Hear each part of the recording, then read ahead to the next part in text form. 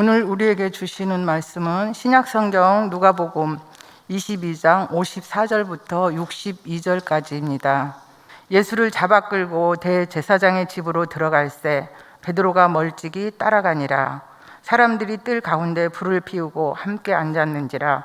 베드로도 그 가운데 앉았더니 한 여종이 베드로의 불빛을 향하여 앉은 것을 보고 주목하여 이르되 이 사람도 그와 함께 있었느니라 하니, 베드로가 부인하여 이르되 이 여자여, 내가 그를 알지 못하노라 하더라. 조금 후에 다른 사람이 보고 이르되 너도 그 도당이라 하거늘, 베드로가 이르되 이 사람아, 나는 아니로라 하더라.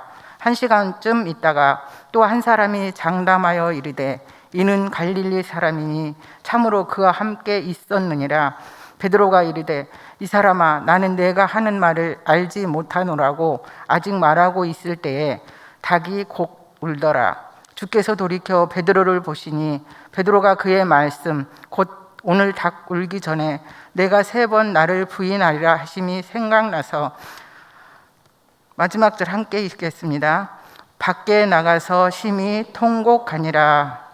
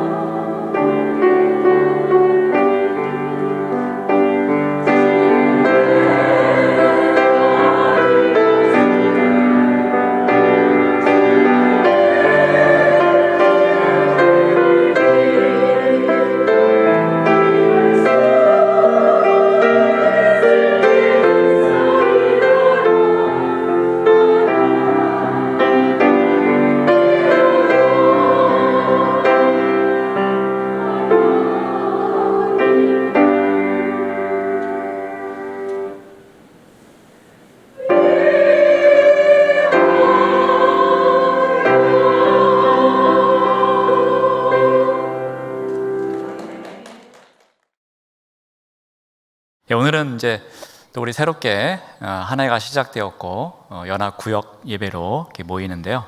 우리 이제 큐티 책의 맨 마지막 과입니다. 그래서 우리 예수님을 부인한 베드로 해서 우리 큐티책이 있으신 분들은 182쪽을 펼쳐 놓으시면은 그 부분을 오늘 함께 같이 이렇게 잠깐 공부하는 시간을 갖도록 하겠습니다. 예수님을 부인한 이 베드로에 관한 이야기가 각 복음서에 나오는데 누가복음이 갖고 있는 특징이 한 가지 있습니다. 그것은 바로 이 시간의 흐름에 따라서 전개하고 있다는 것입니다. 그래서 오늘 나눠드린 이렇게 유인물을 보시면은 첫 번째 실패의 시간, 두 번째 실패의 시간, 세 번째 실패의 시간에서 이 시간이라는 키워드를 중심으로 해서 이렇게 단락을 나눠드렸습니다.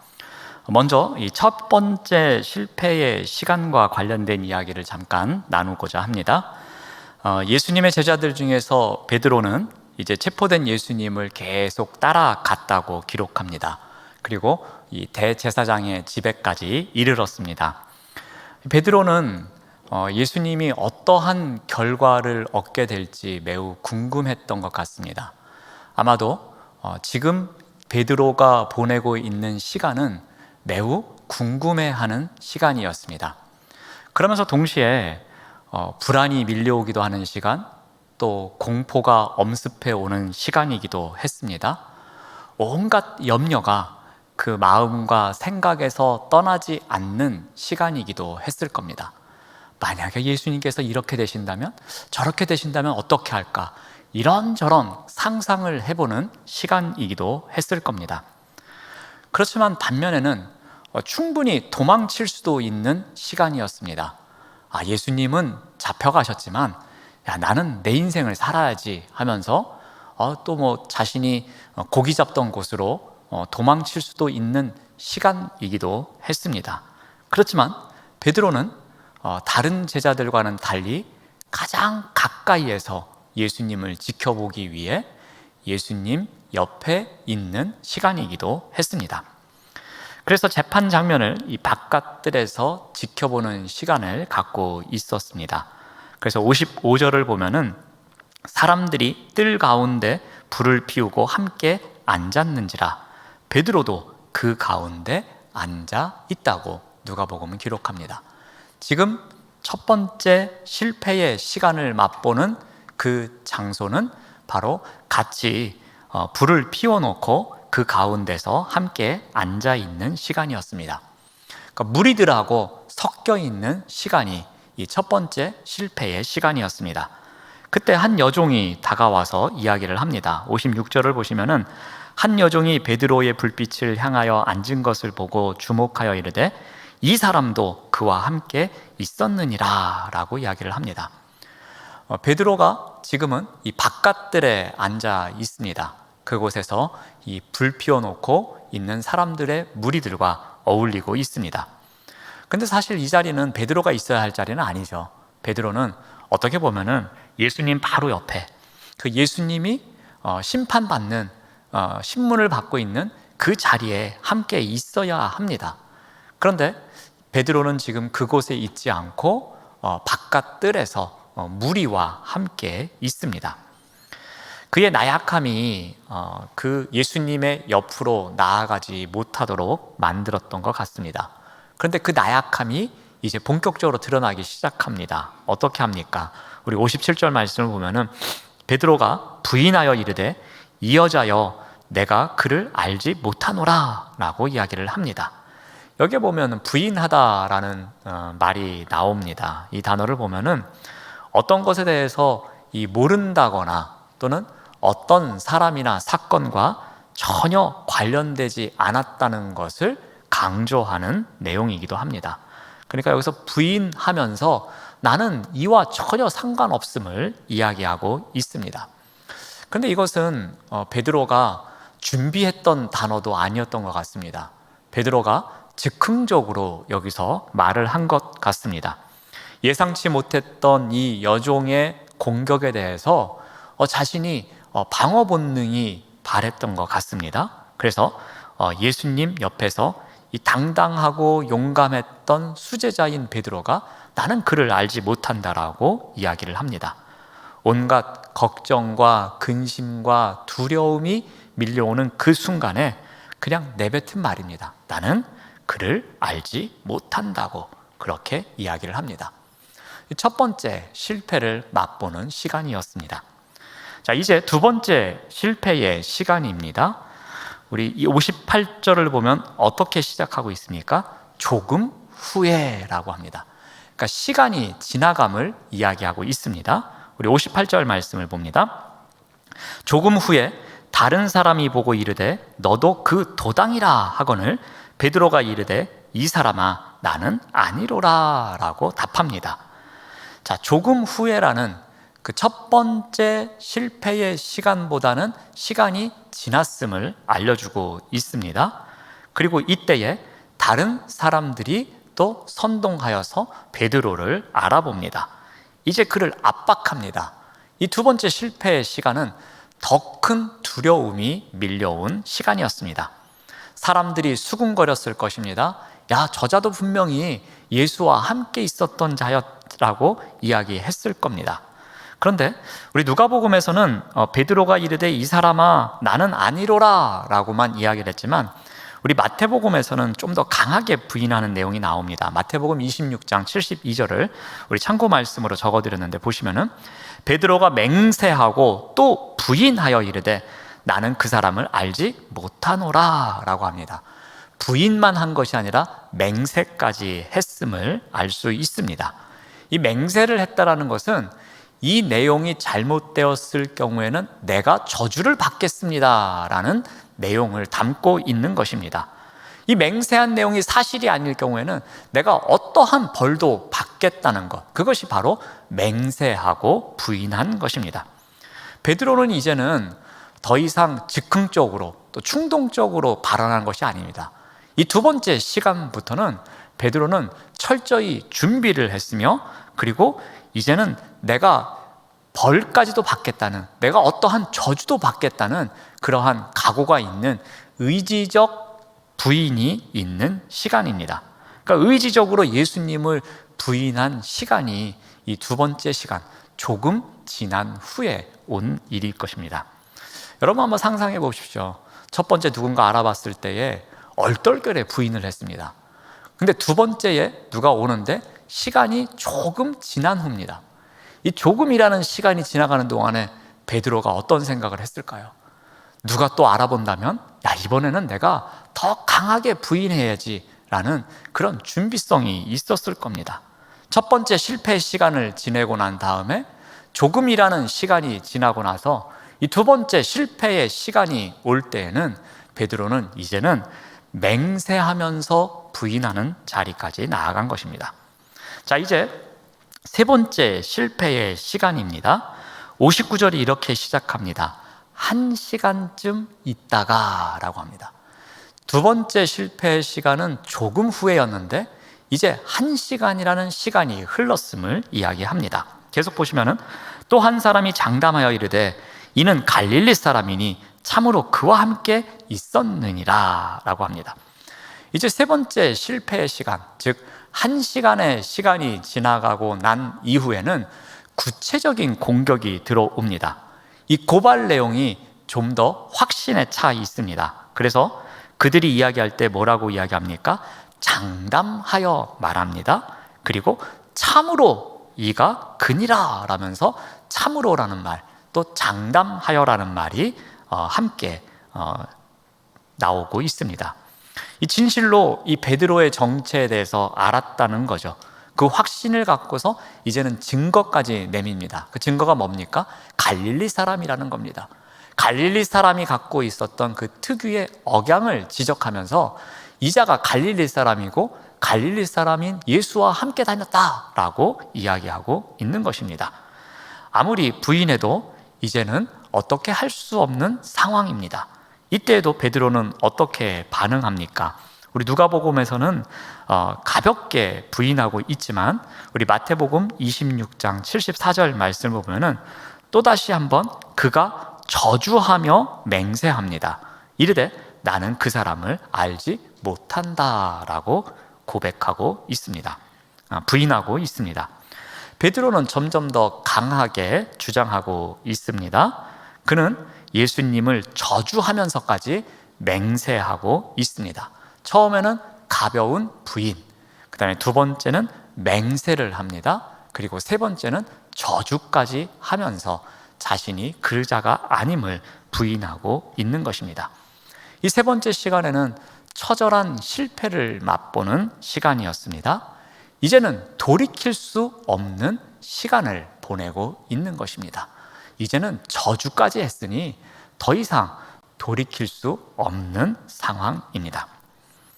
이렇게 해서 첫 번째 실패, 두 번째 실패, 세 번째 실패, 그것을 누가복음은 시간의 흐름에 따라서 전개하고 있습니다.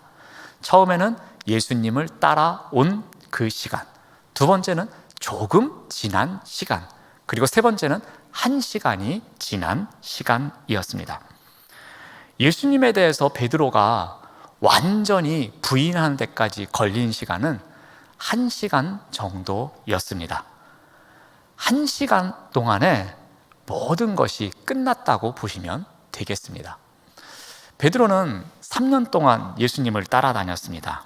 3년 동안 나름대로 수제자라는 그러한 지위를 누리면서 예수님을 따라다녔습니다. 그 3년 동안 예수님과 함께 쌓아온 모든 추억을 저버리는 데 걸린 시간은 고작 1시간이었습니다. 주는 그리스도시요 살아계신 하나님의 아들이십니다 라면서 최고의 신앙 고백을 했던 베드로가 그 모든 것을 버리는 데 걸린 시간은 딱 1시간이었습니다. 예수님을 체포하러 달려오는 자들을 막아서면서 칼을 뽑아서 그 중에 한 사람의 귀를 잘랐던 그런 용기 있던 베드로, 그런 용기를 다 버리는 데 걸린 시간 고작 1시간이었습니다. 1시간쯤, 이 1시간쯤이라는 이 단어가 베드로가 예수님을 모른다고 완전히 부인하는 데 걸린 시간이었습니다. 절망과 좌절을 안겨주기에 충분한 시간이었습니다. 그런데 중요한 것은 성경은 여기서 끝나지 않고 그 다음을 기록하고 있습니다. 바로 그러나의 은혜가 있는 시간이었습니다. 우리 누가복음 22장 60절에서 62절 말씀을 적어드렸는데요. 우리 이 말씀을 한번 한 목소리로 같이 읽어봅니다. 시작. 베드로가 이르되 이 사람아 나는 내가 하는 말을 알지 못하노라. 아직 말하고 있을 때에 닭이 곧 울더라. 주께서 돌이켜 베드로를 보시니 베드로가 주의 말씀 곧 오늘 닭 울기 전에 내가 3번 나를 부인하리라 하심이 생각나서 밖에 나가서 심히 통곡하니라. 자, 베드로가 실패한 그 시간, 1시간쯤이라는 그 시간이 지나가는 동안에 주님께서는 베드로와 함께하고 계셨습니다. 베드로가 실패자라고 낙인 찍히는 그 시간, 1시간쯤 지나는 그 시간에는 주님의 사랑은 여전히 베드로에게는 머물고 있는 시간이었습니다. 그 시간, 1시간쯤은 베드로가 계속해서 3번이나 실패하는 반복되는 실패가 있는 시간이었지만 예수님께서는 그의 사랑이 베드로를 떠나지 않는 시간이었습니다. 예수님께서는 베드로가 다시 시작할 수 있도록 위로해 줄 수 있는 시간이 그에게 허락된 때였습니다. 실패하고 절망해서 그 소명의 길을 포기할 수도 있는 그 시간에 다시 사람을 낳는 어부가 될 수 있도록, 내 양을 먹일 수 있도록 다시 위로해 주는 그러한 시간이었습니다. 주님의 위로가 머물고 있는 시간이었습니다. 이 1시간쯤이라는 것은 앞에서 말씀드렸듯이 베드로의 모든 것이 수포로 돌아갈 수 있는 시간이었지만 그렇게 되지 않도록 그러나의 은혜가 머무는 시간이기도 했다는 것입니다. 그 1시간쯤으로 인해서 베드로가 모든 것을 포기할 수 있는 그러한 시간이었지만 주님께서는 베드로가 포기하지 않도록 위로해 주시고 사랑해 주시고 그 마음이 함께 하시는 시간이었다는 겁니다. 그 시간이 바로 베드로를 바라보는 예수님의 시선 안에 다 담겨져 있었다는 것입니다. 어떻게 보면은 우리 또한 이러한 은혜가 있기에 우리가 여기에 머물러 있지 않나 생각을 해봅니다. 우리의 시간은 대부분 이 베드로가 보낸 그 한 시간과 비슷한 삶을 살아갑니다. 우리가 은혜라는 것을 많이 누리고 살아가고 있지만 그런 은혜가 어디 있었냐고, 그런 은혜가 나에게 얼마나 되느냐면서 그 은혜를 부인하면서 살아가는 시간이 우리가 보내는 시간 중에 대부분이 아닐까 합니다. 베드로가 첫 번째로 실패하고 두 번째로 실패하고 세 번째로 실패했던 그 시간이 한 시간이었지만 우리에는 그 한 시간이 아마도 더 길고 더 많이 반복되고 더 오래 지속되지 않나 생각해 봅니다. 우리가 그렇죠. 주님의 은혜만 있으면 다 된다고 우리가 고백하며 살아갑니다. 그런데 그 은혜를 우리는 얼마나 쉽게 망각하고 얼마나 자주 부인하면서 살아가는가 한번 생각해 보시기를 바랍니다. 단적인 예를 들면은 우리가 예배를 드리러 와서 많은 은혜를 받고 돌아가죠. 또 이렇게 성경 공부하면서 또 야, 오늘 참 소중한 거 배웠다. 야, 이거 잊지 말고 꼭 기억하면서 살아가야지 하고 결단하면서 이제 성전문을 나가잖아요. 그러다가 주차장에서 좀 불미스러운 일이 있으면은 또 짜증내기 시작하고 또 돌아가는 길에 남편하고 또 말싸움하기도 하고 또 돌아가서 방문 열고 들어가자마자 그냥 누워있는 아들, 딸을 보면서 너는 왜 공부 안 하고 누워있니? 하면서 짜증을 내기도 하죠. 그러니까 우리가 받은 은혜, 그 은혜가 불과 한 시간도 지나기 전에 그 은혜를 망각하고 그 은혜를 부인하면서 살아가는 게 우리의 모습이지 않나 생각합니다. 이 시간의 흐름에 따라서 전개되고 있는 이 베드로의 실패의 시간이 어찌 보면 이것은 현대판 우리의 시간일 수도 있다는 것입니다. 오늘 본문 말씀을 통해서 한번 그 이야기를 나누고자 했던 것입니다. 우리가 과연 우리에게 허락된 그 시간이 베드로와 같이 주님의 은혜를 우리가 모른다고 부인하는 시간으로 가득 차 있는지, 아니면 그 은혜를 고이 담고 그 은혜에 감격하는 삶을 살아가는 시간인지를 우리가 한번 돌아보시면 좋을 것 같습니다. 자, 이제 182쪽으로 와서 우리에게 주어진 문제를 함께 풀어보도록 하겠습니다. 우리 나눠드린 우리 인쇄물에는 적용 부분에 그 문제가, 네 문제가 적혀 있습니다. 우리 첫 번째 문제입니다. 예수님이 대제사장의 집으로 끌려가실 때 베드로는 어떻게 했나요? 라고 합니다. 우리가 조금 전에 살펴보았던 것처럼 시간 속에서 그의 행동이 지나가고 있음을 봅니다. 그 중에 특별히 두 개의 단어가 좀 우리의 시선 속에 다가옵니다. 그것은 무엇이냐면 멀찍이, 또 함께 앉았더라 합니다. 그러니까 예수님으로부터는 멀찍이 떨어져서, 그리고 사람들과는 가까이 앉아가지고 함께 있는 베드로의 모습, 아무 일도 없는 것처럼 아무렇지도 않은 듯이 아주 그냥 뭐라 그럴까, 얼굴에다가 철판 깔고 앉아있는 모습이기도 합니다. 이 모습 가운데에는 궁금해하기도 하고 또 두려워하기도 하고 또 염려하기도 하고 긴장하기도 하는 모습, 그러한 시간이 교차하고 있는 것을 멀찍이라는 단어와 함께라는 단어가 나타내고 있는 것 같습니다. 그러니까 두려움으로부터는, 염려로부터는 멀어지고 싶은 마음, 그렇지만 함께 있으면서 아무렇지도 않게 지내고 싶은 마음, 그러한 여러 마음이 교차하고 있는 시간, 그 시간을 지내고 있음을 이 두 단어를 통해서 우리가 다시 한번 확인해 볼 수 있는 것입니다. 자, 두 번째 문제로 가보겠습니다. 예수님을 더 가까이 하기 위해 내가 해야 할 구체적인 믿음의 행동은 무엇일까요? 라는 겁니다. 우리가 주님을 부인하는 삶이 아닌 주님과 가까이서 지내는 삶, 그 변함이 없는 삶을 살아가기 위해서는 우리가 어떻게 해야 할까라는 겁니다. 자, 이것은 뭐 기회가 된다면 이렇게 적어보시고 또 옆에 분들과 나누면 좋겠지만, 요즘 옆에 사람하고 대화시키면 큰일 나는 세상이기 때문에 그냥 한번 조용히 생각해 보시면 좋을 것 같습니다. 자, 그러면서 이제 한 가지 팁이라기보다는 그냥 제가 늘 적용하는 것 중에 하나를 잠깐 알려드리면은, 제가 소위 말하는 이 GPS 버리기라는 것이 있습니다. 이것은 뭐 여기저기에서 많이 나누는 이야기입니다. 그러니까 이 GPS의 이니셜을 이야기하는 건데, 이 G는 greed, 탐욕이라는 뜻을 나타내는, 욕심이라는 뜻을 나타내는 greed입니다. 그리고 이 P는 힘, 권력을 나타내는 power입니다. 그리고 S는 성공, 명예 그런 걸 나타내는 success라는 단어입니다.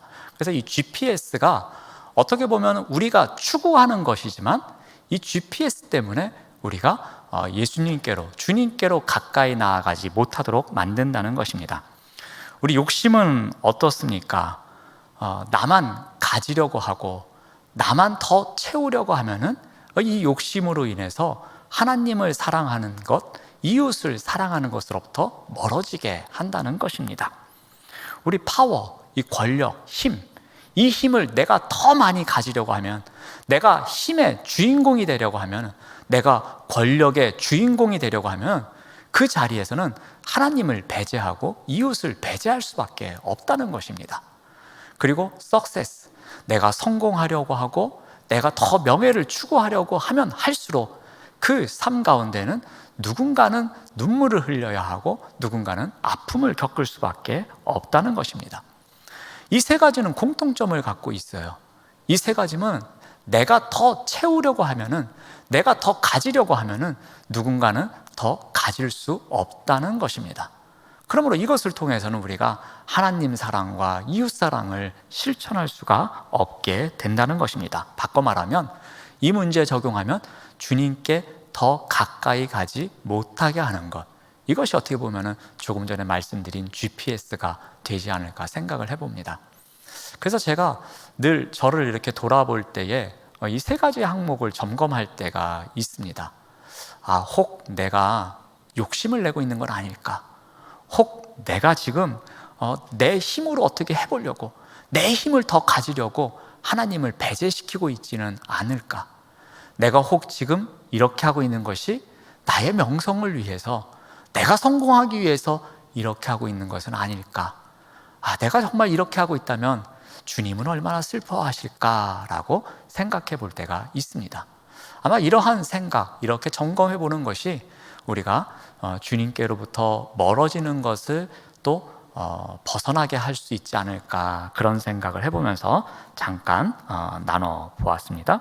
여러분 나름대로, 이거는 정답이 아닙니다. 정답이 없습니다. 이것은 여러분 나름대로 내가 주님께 더 가까이 나아가기 위해서 내가 특별히 민감하게 반응하는 것이 무엇일까? 그것은 한두 가지 정도는 여러분들이 꼭 이렇게 생각을 해보셔서 그러한 일이 있을 때에 자꾸 적용해보는 훈련을 하셔야 될 겁니다.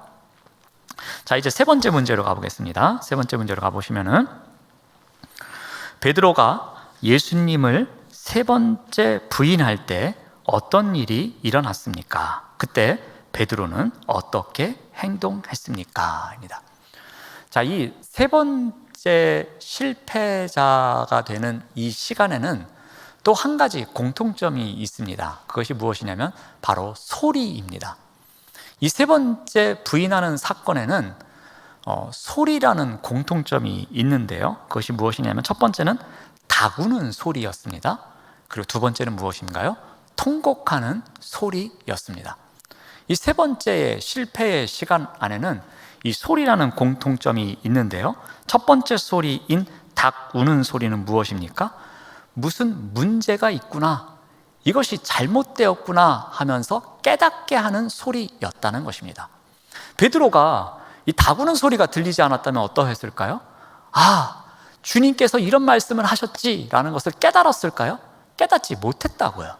닭 우는 소리를 듣고 나서야 주님께서 하신 말씀이 있었구나라는 것을 깨달았다는 것입니다. 그러니까 이 첫 번째 소리는 우리로 하여금 깨닫게 하는 소리라는 것입니다. 자, 두 번째는 무슨 소리였죠? 통곡하는 소리였죠. 이것은 어떠한 소리입니까? 깨달음 이후에 내 마음을 찢는 소리죠. 내가 이런 문제가 있구나, 내가 이런 잘못을 했구나, 이거 큰일 났구나 하면서 나의 마음을 찢는, 통회하는 소리가 바로 이 두 번째 소리입니다. 그러니까 내 마음 속에 문제가 있구나 하면서 들려오는 깨닫게 하는 소리가 있고요, 그 소리에 이어서 내가 잘못했구나 하면서 내 마음을 찢는 소리가 있어야 한다는 것입니다. 제가 실명은 거론하지 않겠지만 우리 교회에 주먹이 제 주먹 2배 정도 되는 어떤 성도가 있습니다. 아마 다 아실 거예요, 누군지. 그래서 인사할 때 제가 주먹을 이렇게 대면은 주먹이 하나 더 남아요. 그리고 조금은, 저도 처음엔 놀랬지만 얼굴이 조금 무섭게 생겼어요. 그분이 아마 안 들을 거라고 생각을 하고 말씀을 드립니다. 그분이 가끔 가다가 예배 드리고 나면은 안 가고 제 옆에 서 있어요. 그러다가 우리 성도님들이 인사 다 하시고 나가면은 그때 인사를 90도 각도로 인사를 하면서 저에게, 목사님, 왜 목사님은 말씀을 통해서 저를 이렇게 힘들게 만드십니까? 라면서 그렇게 하세요. 그럼 저도 막 겁나요. 그 주먹으로 저를 때릴까 봐. 그런 일은 없습니다. 그런 일은 없는데 그분이 그렇게 말씀하십니다. 바로 이와 같은 거예요. 말씀 속에서 자신의 마음 속에 들려오는 소리가 있는 거예요. 아, 내가 뭘 잘못했구나, 내가 무엇이 문제구나, 내가 이렇게 살면 안 되겠구나 라는 깨닫는 소리가 있는 거예요. 근데 그 소리에 대해서 어떻게 반응을 하는 겁니까? 내 마음을 찢는 소리가 있는 거예요. 근데 그 찢는 소리가 있음을 저에게 와서 꼭 나누고 싶은 거예요. 그래서 왜 저를 힘들게 하십니까? 오늘은 제가 이런 생각을 했습니다 라면서 이렇게 이야기를 하고 가실 때가 있습니다. 바로 이와 같은 것을 이야기하는 거예요. 그러니까 세 번째 실패의 자리에는 이러한 2가지 소리가 있었기에 베드로가 그 다음 단계로 나아갈 수 있었다는 겁니다. 이 소리가 하나만 있으면 안 돼요. 첫 번째 소리만 있으면 안 돼요. 늘 내가 깨닫는 소리만 있는데 그 깨닫는 소리에 우리가 반응하는 찢는 소리가 있어야 되는데 찢는 소리는 없고 깨닫는 소리만 계속 있으면 그건 울리는 꽹과리로 끝나게 됩니다. 자, 마지막 문제입니다. 4번 문제입니다. 자, 그렇다면 두려움이나 수치스러움 때문에 예수님을 모른 척한 일이 있나요? 당연히 있겠죠. 우리가 없겠습니까? 수없이 있습니다. 자, 그렇다면 여기까지는 우리가 중요한 문제이긴 하지만 그보다 더 중요한 것은 다시 그런 상황이 생긴다면 어떻게 해야 할까요? 라는 겁니다. 다시 그런 상황이 되었을 때에는 우리가 주님의 은혜를 부인하지 않는 삶을 살아야 한다는 거죠. 그렇게 하기 위해서 어떻게 해야 하느냐라는 것입니다. 그것은 바로 3번 문제와 연관되어 있습니다. 베드로가 첫 번째 실패, 2번째 실패, 3번째 실패에 끝나도록 한 것, 그것이 무엇 때문이었습니까? 소리가 있었기 때문입니다. 바로 소리에 민감한 삶을 살아가야 하는 것입니다. 이 소리는 요즘 말로 바꾸면 무엇이겠습니까? 그것은 바로 우리를 깨닫게 하는 소리, 즉 말씀이겠죠. 즉 찬송이겠죠. 즉 기도이겠죠. 그게 예배가 될 수도 있고 많이 있습니다. 우리가 그 주님의 은혜를 깨달을 수 있는 그 소리, 그것이 무엇이든지 내가 민감한 부분에 있어서 우리가 민감한 삶을 살아가면 될 것 같습니다. 그리고 아까도 말씀드렸지만 그 소리에만 끝나면 안 됩니다. 이 소리는 하나만 있으면 안 됩니다. 소리가 2가지가 있어야 됩니다. 어떻게 해요? 그 소리를 내가 겸손하게 받아들이면서 그 소리에 우리가 반응하는 나의 찢는 소리가 있어야 한다는 것입니다. 통회하는 마음이 있어야 한다는 것입니다. 그러므로 우리가 그런 상황이 다시 생기더라도 그 상황에서 내가 다시 그 은혜를 부인하지 않기 위해서는 그 순간순간에 들려주시는 그 말씀, 그 순간에 내가 은혜를 저버리려고 하는 그 순간에 들려주시는 그 말씀, 그 소리에 우리가 민감해야 되며 그 소리에 나의 마음을 찢는 반응이 있어야 한다는 것입니다. 그게 오늘 이제 전하고자 하는 것입니다. 조금은 우리가 사순절기가 아니라 이 본문이 이제 선택이 되어서 우리가 나누는데 조금 엄숙하고 조금은 이렇게 무거운 주제이지만 매우 우리에게는 중요한 부분이기도 합니다. 우리가 베드로와 같은 그런 똑같은 사건의 현장 속에서 살아가지는 않겠지만 아까도 말씀드렸듯이 우리가 똑같이 주님의 은혜를 부인하고 잊고 살아가는 데는 1시간도 안 걸린다는 것, 그거를 우리가 먼저 인정해야 할 것입니다. 그래서 그 자리에서 늘 들려오는 소리에 우리가 예민하고 그 소리에 나의 마음을 찢는 소리를 늘 내면서 살아가야 할 것입니다. 자, 우리 말씀으로 기도하기 있는데요. 우리 큐티책에 나와 있는 기도문인데요. 우리 그 기도문 같이 읽으면서 기도하고 마치도록 하겠습니다. 함께 기도합니다. 하나님, 감사합니다. 세상의 유혹과 두려움에 굴복하지 않도록 저를 붙들어 주시고 주님 말씀으로 날마다 승리를 경험하게 하옵소서. 후회 대신 회개로 이끄시고 슬픔 대신 기쁨의 기름을 부어 주옵소서. 예수님의 이름으로 기도드립니다. 아멘. 광고 드리겠습니다. 연합구역 예배는 우리 구역원들과 함께 드리는 예배입니다. 가능한 구역원들을 독려하셔서 함께 예배 드리시기를 바랍니다. 계속해서 작년에 이어서 구역 돌봄 보고서를 작성하고 제출해 주시면 감사하겠습니다. 그리고 권찰의 교육에 힘써 주시기 바랍니다. 특별히 우리 연합구역 예배 드릴 때 10시 15분부터 찬양이 시작됩니다. 10시 15분까지 꼭 자리에 참석해 주시면 감사하겠습니다. 사순절 기간입니다. 66일의 동행과 작년 신앙 교육 등에 참석하시면서 경건과 절제에 힘쓰시기를 바랍니다. 연합 중보 기도 모임이 연합구역 예배 후 본당에서 있습니다. 올백 신방은 원칙적으로 비대면 신방입니다. 특별한 경우에는 담당 교구 목사님과 상의하시기 바랍니다. 연합구역 예배 후에 교구별로 모임이 있는데요. 오늘은 조금 다릅니다. 2, 3, 4교구는 본당에서 함께 모이도록 하겠습니다.